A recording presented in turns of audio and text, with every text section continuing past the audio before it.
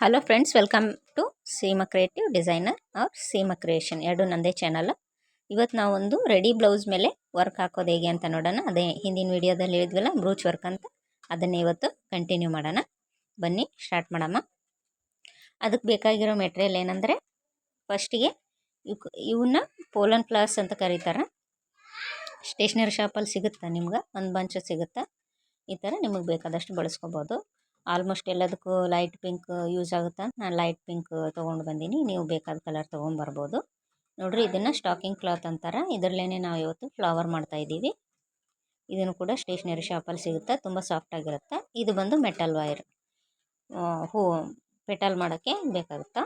ಇವು ಮೂರೇ ಇವತ್ತು ನಾವು ಬಳಸ್ತಾ ಇರೋ ಮೆಟೀರಿಯಲ್. ಏನಂದರೆ ಇವು ಮೂರೇ ಎಂಬ್ರಾಯ್ಡ್ರಿಗೆ. ಲಾಸ್ಟಲ್ಲಿ ವೈಟ್ ಪಲ್ಸ್ ಬಳಸ್ತೀವಿ.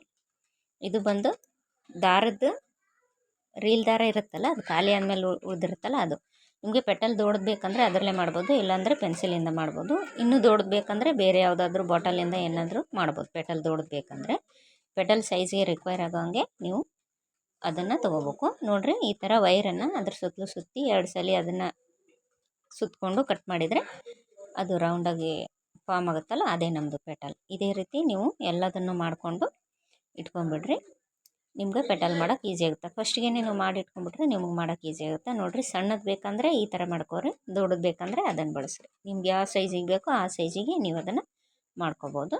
ಆಮೇಲೆ ಪೋಲನ್ ಫ್ಲವರ್ಸು ನನಗೆ ಅವರು ಈ ಥರ ಒಂದು ಕಡ್ಡಿಯಲ್ಲಿ ಇಷ್ಟು ಬಂಚಸ್ ಅಂತ ಕೊಟ್ಟಿರ್ತಾರೆ. ನಮ್ಗೆ ಅಷ್ಟು ಬೇಡ, ನಮ್ಗೆ ಸಿಂಗಲ್ ಬೇಕಾಗಿರೋದ್ರಿಂದ ನಾನು ಅದನ್ನೆಲ್ಲ ಬಿಚ್ಕೊಂಡು ಸಪ್ರೇಟ್ ಮಾಡ್ಕೊಂಡ್ಬಿಡ್ತೀನಿ ನಾನು. ನಿಮ್ಗೆ ಇಡೀ ಒಂದನ್ನೇ ಹಚ್ತೀನಿ ಅನ್ನೋದಾದರೆ ನೀವು ಒಂದನ್ನೇ ಹಚ್ಕೋಬೋದು. ಅದು ಮೊದಲೇ ವೈರ್ ಇರೋದ್ರಿಂದ ಸ್ಟಿಫ್ ಆಗಿರುತ್ತೆ, ನೀವು ಹಂಗೆ ಬೇಕಾದ್ರೆ ಹಚ್ಕೋಬೋದು. ನಾನು ಹಿಂಗೆ ಕೆಳಗಡೆ ಹ್ಯಾಂಗ್ ಆಗೋ ರೀತಿ ಬಳಸ್ತಾ ಇದ್ದೀನಲ್ಲ, ಹಾಗಾಗಿ ಹ್ಯಾಂಗಿಂಗ್ಸ್ ಥರ ಹಾಕ್ತಿದ್ದರಿಂದ ನಾನು ಬಿಚ್ಕೊಂಡಿದ್ದೀನಿ. ನೋಡಿರಿ, ಇವಾಗ ಫ್ಲವರ್ ಮಾಡೋದು ಹೇಗಂತ ತೋರಿಸ್ತೀನಿ.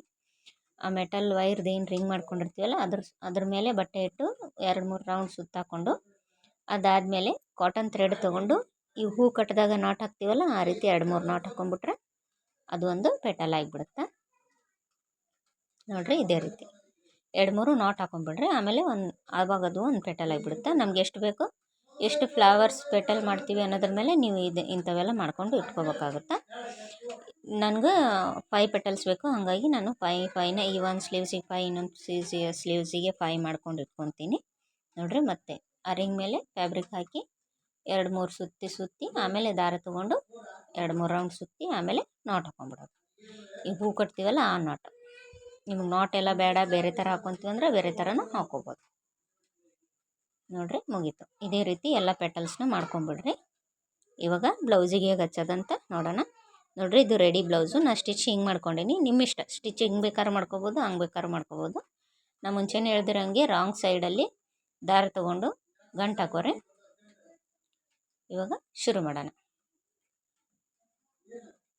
ಸೂಜಿನ ಮೇಲೆ ತೊಗೊಂಡು ಒಂದೊಂದೇ ಪೆಟಲ್ಸ್ನ ಅವು ಪೆಟಲ್ದು ಪೊಸಿಷನ್ ನೋಡಿಕೊಂಡು ಸ್ಟಿಚ್ ಮಾಡಬೇಕು. ನೋಡಿರಿ, ನೈಲಾನ್ ಥ್ರೆಡ್ ಇದು ಸೂಜಿಯಲ್ಲಿ ಪೋಣಿಸ್ಕೊಂಡು ಇವಾಗ ಮೇಲೆ ತೊಗೊಳ್ಳೋಣ ಸೂಜಿನ. ರೈಟ್ ಸೈಡಲ್ಲಿ ಪೆಟಲ್ಸ್ ರೆಡಿ ಮಾಡ್ಕೊಂಡೀನಿ. ಆ ಪೆಟಲ್ ಯಾವ ಪೊಸಿಷನ್ ಬೇಕು ಆ ಪೊಸಿಷನ್ಗೆ ಅದನ್ನು ಹಾಕ್ಕೊಂಡು ಸ್ಟಿಚ್ ಮಾಡ್ತಾ ಹೋಗ್ಬಿಟ್ರೆ ಆಯಿತು. ಪೆಟಲ್ನ ಈಸಿಯಾಗಿ ಸ್ಟಿಚ್ ಮಾಡ್ಬೋದು, ಬಟ್ ಬೀಡ್ಸ್ ಸ್ಟಿಚ್ ಮಾಡೋವಾಗ ಹುಷಾರಾಗಿ ಸ್ಟಿಚ್ ಮಾಡಿರಿ. ಮುಂದೆ ನಾನು ತೋರಿಸ್ತೀನಿ ನಿಮ್ಗೆ. ಪೆಟಲ್ ಯಾವ ಪೊಸಿಷನಲ್ಲಿ ಬೇಕು, ಫ್ಲವರ್ ಯಾವ ಶೇಪಲ್ಲಿ ಬೇಕು ನೋಡ್ಕೊರಿ. ನಾನು 5 ಪೆಟಲ್ಸ್ ಅಷ್ಟೇ ಮಾಡೀನಿ. ನೀವು ಬೇಕಾದರೆ ಜಾಸ್ತಿ ಬೇಕಂದರೆ ಜಾಸ್ತಿ ಮಾಡ್ಕೋಬೋದು. ಸಾಕು, 3 ಸಾಕು ಅನ್ನೋರು 3 ಕೂಡ ಮಾಡ್ಕೋಬೋದು. ಈ ಸೈಜಲ್ಲಿ ಮಾಡ್ಕೊಳ್ಳೋದಾದರೆ. ನೋಡಿರಿ, ಇದು 4ನೇದು ನಾನು ಹಾಕ್ತಿರೋದು. ಕರೆಕ್ಟ್ ಪೊಸಿಷನ್ ನೋಡ್ಕೊಂಡು ಹಾಕ್ಕೊಂಡ್ರೆ ಚೆನ್ನಾಗಿರುತ್ತೆ.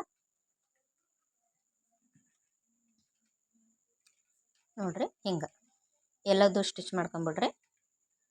ಸ್ಟಿಚ್ ಮಾಡ್ಕೊಂಡಾದ್ಮೇಲೆ ಸೆಂಟ್ರಲ್ಲಿ ನಾವು ಇವಾಗ ಬೀಡ್ಸ್ನ ಹಾಕೊತೀವಿ.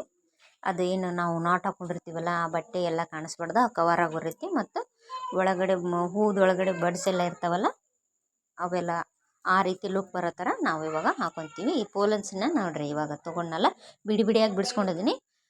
1 ಫ್ಲವರ್ಗೆ 5 ಪೆಟಲ್ಲು 5 ಪೋಲನ್ಸ್ ಹಾಕೋಬೇಕಂತ ಡಿಸೈಡ್ ಮಾಡಿದ್ದೀನಿ. 2 ತೊಗೊಂಡು ಹಾಕ್ಕೊಂಡು 1 ಸಿಂಗಲ್ ಈ ರೀತಿ ಬರೋ ಹಾಗೆ ಅದನ್ನಕ್ಕೊಂದು ನಾಟ್ ಹಾಕ್ಕೊಂಡ್ಬಿಡ್ತೀನಿ.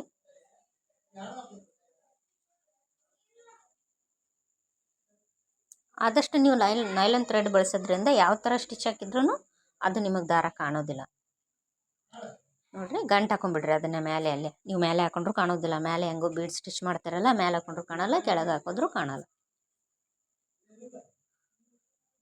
ಒಟ್ಟಿನಲ್ಲಿ ನೀವು ಹಾಕಿರೋದು ಅಗದಿ ಭಾರಿ ಸ್ಟಿಫಾಗಿ ಕೂತ್ಕೊಂಡಿರ್ಬೇಕು ಅಷ್ಟೇ.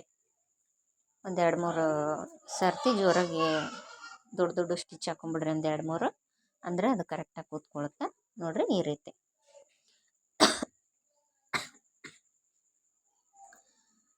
ಗಂಟು ಹಾಕೊಂಡ್ರೆ ಇವಾಗ ಅದ್ರ ಮೇಲೆ ಅದು ರಾ ಎಡ್ಜಸ್ ಎಲ್ಲ ಅದಾವಲ್ಲ, ಅವೆಲ್ಲ ಕವರ್ ಆಗುವಾಗ ಒಂದು ಬೀಡ್ಸನ್ನು ಹಾಕೊಳ್ಳೋಣ ಇವಾಗ ನಾವು ಅದ್ರ ಮೇಲೆ. ಅದಕ್ಕೋಸ್ಕರ ನಾನು 4 mm ವೈಟ್ ಬೀಡ್ ಮತ್ತು ಅದ್ರ ಮುಂದ್ಗಡೆ ರೆಡ್ದು ಸಣ್ಣದು ಶುಗರ್ ಬೀಡ್ ತೊಗೊಂಡಿದ್ದೀನಿ, ರೆಡ್ ಕಲರು. ನೋಡಿರಿ, ಇಲ್ಲೈತಲ್ಲ 4 mm ವೈಟ್ ಬೀಡು ಮತ್ತು ಒಂದು ಶುಗರ್ ಬೀಡು. 4 mm ಬೀಡು ಮೊದಲು ಸೂಜಿಯಲ್ಲಿ ತೊಗೋಬೇಕು. ಆಮೇಲೆ ಶುಗರ್ ಬೀಡ್ ಬಿಟ್ಟು ವೈಟ್ ಬೀಡ್ ಒಳಗಡೆ ಸೂಜಿಯಿಂದ ದಾರನ ಒಳಗೆ ಎಳ್ಕೊಬೇಕು. ಅವಾಗ ಅದು ನಾಟ್ ಥರ ಕೂತ್ಕೊಳ್ಳುತ್ತಾ, ಅಲ್ಲೇ ಮೇಲೆ ಕೂತ್ಕೊಂಡ್ಬಿಡುತ್ತಾ. ನೋಡಿರಿ, ಒಂದು ವೈಟ್ ಬೀಡು ಮತ್ತೊಂದು ರೆಡ್ ಕಲರ್ ಶುಗರ್ ಬೀಡು. ಬೀಡನ್ನ ಬಿಟ್ಟು ವೈಟ್ ಬೀಡಲ್ಲಿ ಸೂಜಿನ ಹಾಕೋಬೇಕು.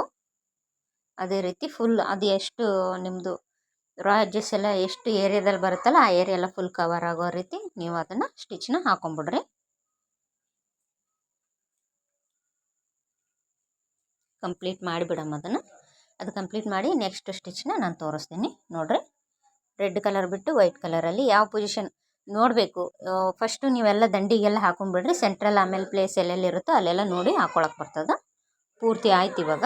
ನೋಡಿರಿ, ಈ ಥರ ಕಾಣಿಸುತ್ತದೆ. ಫಸ್ಟು ಸುತ್ತಲೂ ಎಲ್ಲ ಹಾಕೊಂಡ್ಬಿಡ್ರಿ, ಸೆಂಟ್ರಲ್ಲಿ ಎಷ್ಟು ಬೇಕೋ ಅಷ್ಟು ಆಮೇಲೆ ಹಾಕೊಳಕ್ಕೆ ಬರುತ್ತೆ ಹ್ಯಾಂಗಿಂಗ್ಸು. ಇದು ಕೆಳಗಡೆ ಏನಿರುತ್ತಲ್ಲ ಖಾಲಿ ಪೋರ್ಷನ್ನು, ಅದರಲ್ಲಿ ನಾನು ಈ ಥರ ಬೀಡ್ಸ್ನ ಲೈನ್ ಹಾಕ್ಕೊತಾ ಇದ್ದೀನಿ. ಕರೆಕ್ಟಾಗಿ ತೋಳಿಗೆ ಸ್ಟಿಫಾಗಿ ಕುಂದ್ರಂಗಿದ್ರೆ ಅಳತೆ ಮಾಡಿ ಹಾಕೋರಿ. ನೀವು ಕಟ್ ಮಾಡಿದ್ದು ಬಟ್ಟೆ ಇರುತ್ತಲ್ಲ ಅದ್ರದ್ದು.